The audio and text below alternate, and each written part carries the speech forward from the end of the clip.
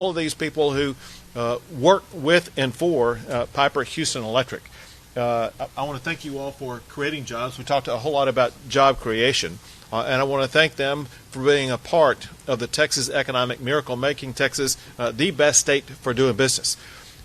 We had a discussion before you all came out here, and I wanted to know what was the best thing about the business. And Bud said the best thing about his business are the people who work for him. And I'll tell you what's interesting, and that is, as I talk to either businesses that have been here for a long time like yours has, or businesses that are moving here, I always ask them why they're coming here or why they're staying here. And I hear the exact same thing time and again, and that is the quality of the workforce they have is their primary benefit. Also ask what the biggest challenge is. And he said the biggest challenge is access to even more workforce. They want to grow. They have a lot of projects, which is a good problem to have, but it's important, especially for a company like this, that they're able to develop the workforce that will help them perform the tasks they need performed. That may require additional action on the part of the state legislature to work on job skills training programs in high schools, so that when students graduate from high school, they will go into a high-paying job like right here at Piper Houston Electric. What companies like this have been able to do for the state of Texas is really phenomenal. As we gather today, Texas has been ranked the best state for doing business in the United States every year that I've been governor. Texas has been ranked the #1 state for economic development projects, receiving the Governor's Cup, showing that standing once again every year that I'm a governor. When you add together the way that the Texas economy has grown, Texas now has the 9th largest economy in the entire world. But most importantly, when you look at all these different metrics, the most important one is this, and that is more Texans have jobs today than ever before in the history of our state. Now, a lot of those jobs are provided by small businesses. This would be categorized as a small business.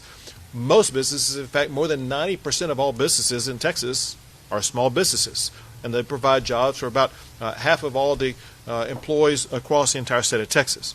And I'm proud to say, because of what they do, there's some additional #1 rankings that Texas has. Texas is the #1 state in America to start a small business, and Texas is the #1 state in the United States for small business job growth. And it's because of entrepreneurs like this who spur that growth. One thing that we talked about that we agree upon, and that is that leaders in Austin, Texas, or leaders in Washington, D.C., they do not have the capability of running a business better than these business owners themselves do. And the reason why Texas is always the best state in the United States for doing business is because we understand people in Austin cannot tell them what to do and how to run their business better than they can. And so we empower them to run their business by working to reduce regulations, working to reduce taxes, making it easier for them to be able to operate. And along those lines, several other things that we were able to do this past session to make sure that they would find it easier to operate is we passed COVID liability protections for businesses. We slashed regulations and red tape.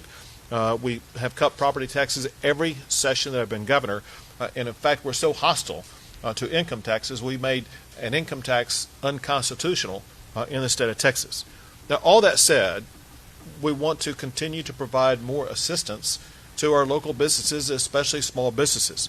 There are more than 3 million small businesses across the entire state of Texas, and they pay property taxes on their real estate property like what we're all standing on or sitting on right now. And they also pay property taxes on business personal property like equipment. Under my taxpayer Bill of Rights, small businesses would receive a personal property tax exemption on up to $100,000 of their business personal property. This is, in my taxpayer Bill of Rights, is something that I want to see the state legislature pass this next session to provide even more benefits, to spur the economy even more, and to spur more growth by our small businesses here in the great state of Texas.